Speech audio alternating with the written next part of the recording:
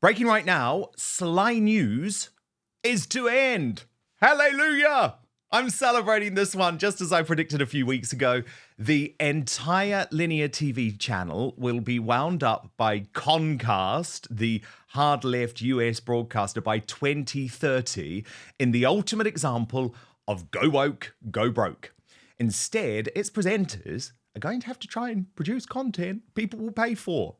But that won't happen, will it? Because we are over the lies and deception from the MSM charlatans like Sly News, who have done nothing other than gaslight and lie to us for the past decade. Now, the soon-to-be on the dole queue political editor Beth Rigby, she of COVID rule-breaking fame, tried to put a positive spin on the whole thing. She posted on X, "This is exciting. Sly News is kicking off Project 2030 as we shift attention from traditional linear TV to premium video-first content." But as I replied, "You're done. Like the rest of the captured and corrupted MSM, no one trusts you anymore, and there will be no tears about the end of Sly News." And the thing is, I don't think I'm being harsh. Their content has been reprehensible. Their content has been divisive. Their content has tried to undermine the thoughts and the feelings of everyday Brits. It's also been incredibly biased. Do you remember the supposedly impartial Sly News original Kay Burley spontaneously seeming to orgasm on election night when the exit poll showed a Labour landslide?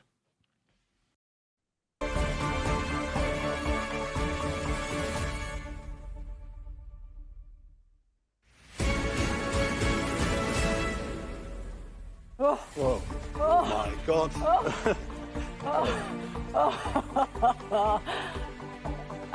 Yeah, you can see. But I mean, this goes on every day. This goes on every day. There's an example of it today, which I want to show you now. You've got to listen to how Burley reacts to an interview with the Prime Minister. And by the way, you'll understand why I'm making this point once you've seen the clip. Just look at Slippery Starmer here. He's been shot up like this. He's got a terrible double chin. And quite frankly, he's looking awful. But I wouldn't usually say that, apart from that it's relevant to the Sly News coverage of it. Watch this. Which I'm absolutely certain we can get. And I think but most importantly, for people watching and listening to this, to make sure that they feel better off as a result. Very well lit there, isn't he? Looks great. He's talking. She's got it bad for Starmer. Kay Burley has the hots for Keir Starmer.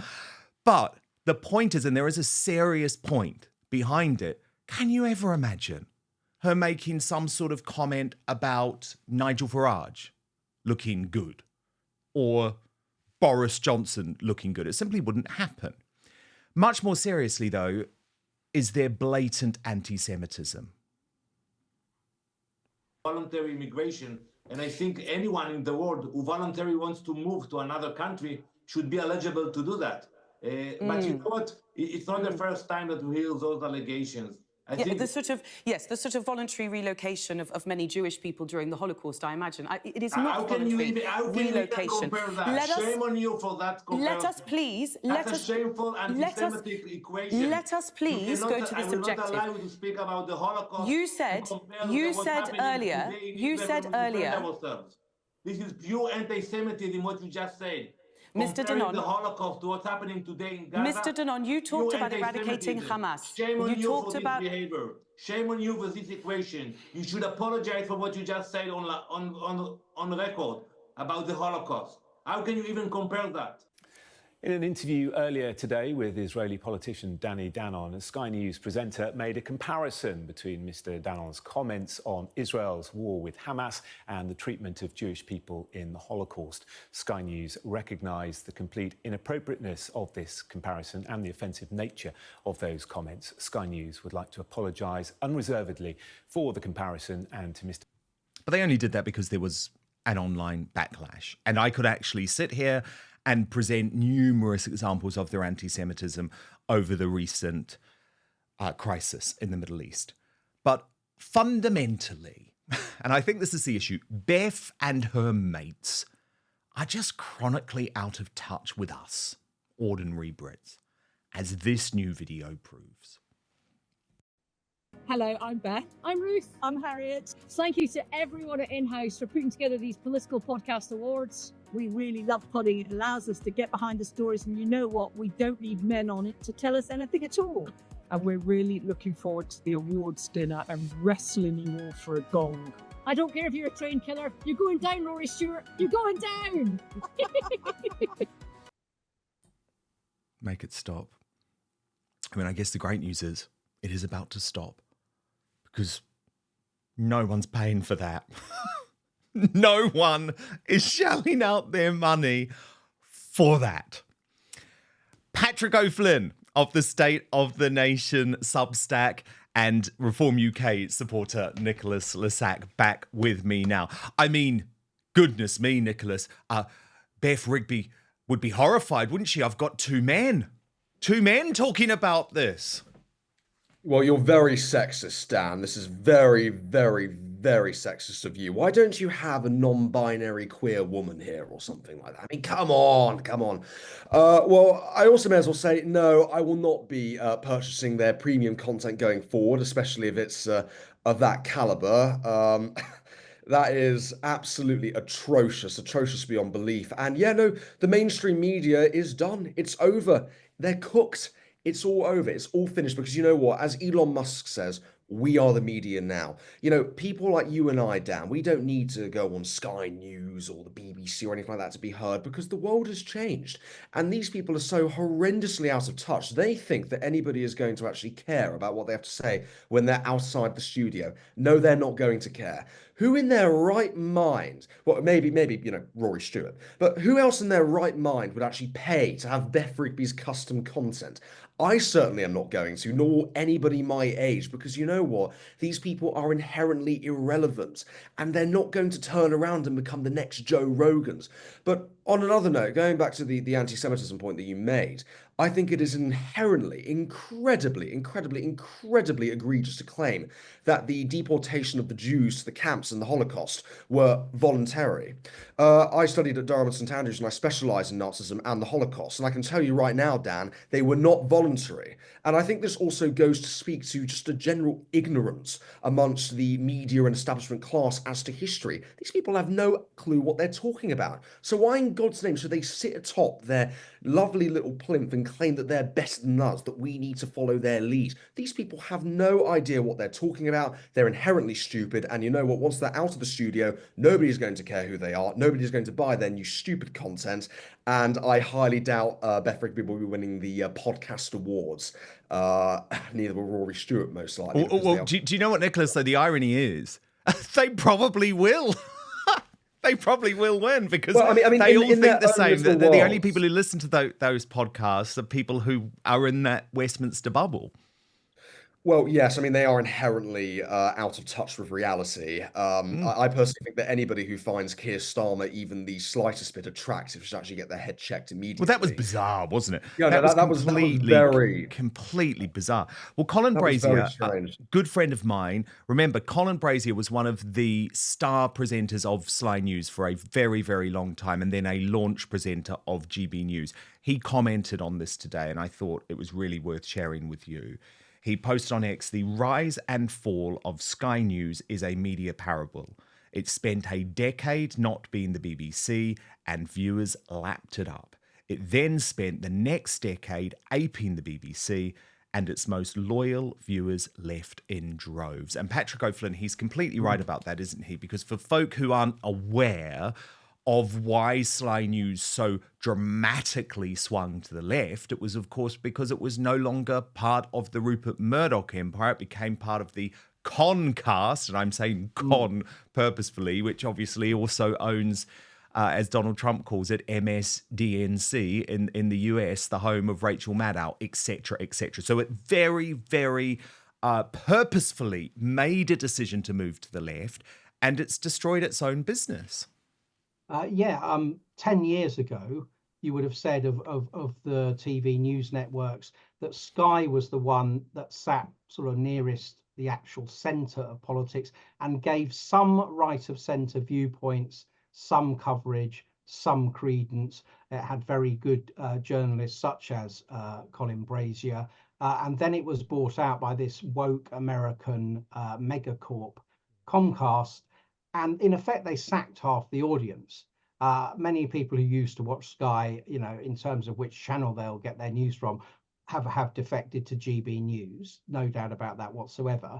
And Comcast turned Sky into the most woke network among them all, even at a time when ITV News was also woking itself up. It had been taken over by the chief executive of The Guardian. You know, the BBC was always in that position. Channel 4 News, we probably don't need to detail their various offences, but Sky became the most on climate change, for instance, or the BLM summer. You know, basically all the presenters were having to subscribe to BLM ideology on air, including the sports news presenters, or they were out the door. And this was a complete misreading of British public opinion, and indeed of Britain and America being two completely different countries when it came to the experience of black people too. And as I say, the effect was to sack half the audience. And now we've got the absurd position at Sky where they think that a podcast chaired by Beth Rigby with Harriet Harman on one side and the Tory left-winger EU fanatic Ruth Davison on the other, they think that that's what the technical people call the Overton window. That's the range of acceptable views. That constitutes balance. Those people agree with each other about almost everything, as do Ed Balls and George Osborne, as do Rory Stewart and Alistair Campbell, right? They're all left-wing, right? At least 60% of the British public is not covered by these so-called, you know, left-right balancing podcasts. And that's the trap that Sky News has fallen into. I think they've tried in the last 6 months or so some kind of reverse ferret, some minor corrections, but it's too late. The audience has gone. And as you say, in terms of who will pay for it, it'll be an ever-shrinking pool of people. Well, they talk to themselves, Sly News. Sign up to left-wing stuff in general. Yeah, they talk to themselves. No one watches it. And I was always astonished, by the way, when I was at GB News, why politicians used to go on, especially conservative or right-wing politicians. Nigel Farage walked out of an interview the other day, and I think that's the right approach. I just didn't get it. I'm like, no one is watching apart from your mates in Westminster, and you're going to be utterly monstered unnecessarily by Beff Rigby. Just don't do it. Now, I know you said we don't need to talk about Channel 4 right now, but I actually want to, Patrick, because I haven't seen this yet. I'm very excited to watch it. So Mick Cass, who runs the Dan Wootton Outspoken Club, has just flagged this. So Channel 4, the fake news network as he calls it, comes along and starts throwing its lefty questions about the Homeland Security raids and subsequently gets owned by President Trump's border czar, Tom Homan. So I've been desperate to see this. Let's have a watch, and it could be quite a beautiful moment, I think. But first, this episode is sponsored by Manscaped, the brand trusted by over 11 million men worldwide for their face and body trimmers, hygiene essentials, and premium boxers. If so many men swear by them, including me, you can bet your Valentine will too. Yes, that's right. Here's your reminder, the countdown to Valentine's Day, ticking down faster than stores slash prices on chocolate on February the 15th. But this time around, come on, don't do chocolate. Don't do flowers for your man. It's time to raise the bar. So I'm sure you've watched your partner try for that rom-com leading man charm only to land in scruffy sidekick territory. Not this year. You can treat him to the VIP experience. Meet the Handyman Rocket Man Special Edition from Manscaped, a sleek, compact face grooming essential that guarantees your partner's face is on track for heartthrob status all year long. And it's also now available in the special edition Rocket Man colorway featuring gold and black. Just a quick word of advice, though. There are limited quantities available in this color, so you do need to act fast. You can use the code Outspoken for 20% off and free shipping at manscaped.com. Now, what's incredible about the Handyman is that it's cordless and designed for convenience, so it easily fits in a bathroom drawer or slips into an overnight or gym bag for easy grooming on the go. It's perfect for those last-second touch-ups when your reservation is in 15 minutes and he's looking a bit more lost in the woods than leading man in a love story. Engineered with a unique dual blade system, it features both a standard foil shave and a long hair trimming blade to handle up to 3 days of beard growth. What's even better is the Handyman comes equipped with skin-safe technology designed to help reduce nicks and cuts for the perfect clean shave. After all, who wants a sharp reminder of their grooming session on a romantic evening out? It's also waterproof with up to 60 minutes of runtime. So whether your guy is a grooming newbie or a seasoned pro, the Handyman in the special edition Rocket Man color is the perfect upgrade to his grooming regime, and just in time to make this Valentine's Day extra special. Manscaped has a 30-day money-back guarantee, though, so it's completely risk-free. You can use the code Outspoken and you'll get 20% off and free international shipping at checkout. So let me just repeat, manscaped.com, using the code Outspoken for free shipping and a whopping 20% discount on your entire order. This is your reminder to buy your man a good Valentine's Day treat from manscaped.com. But now, back to the show. Migrants humanely, but there's been reports of them on planes with no water, that was a bunch of complaining. Crap. That was a bunch of crap. What do you mean a bunch of crap? ICE detention facilities have the highest detention standards in the industry. Any of the ICE standards, our detention standards are higher than any state or federal or local facility in the nation, in the world. Someone should go to the ICE website, look at PBNDS11, Performance-Based Detention Standards, and look at our detention standards, highest in industry. But are you sure you're only getting illegal criminal migrants? I mean, there were some pictures over the weekend of people that claim to be students, Brazilian students, who were showing examples of bruises on their arms from American deportation flights. That's ridiculous, but if they want to make a complaint, it will be investigated. But your assurance is what? The men and women at ICE are professionals. We do this for a living. And I can tell you, I ran ICE for years. I was the first director of ICE came up through the ranks. Again, these men and women are professional, highest detention standards in the industry. We take care of these people. But we're going to enforce the law, and we're not going to apologize for doing it.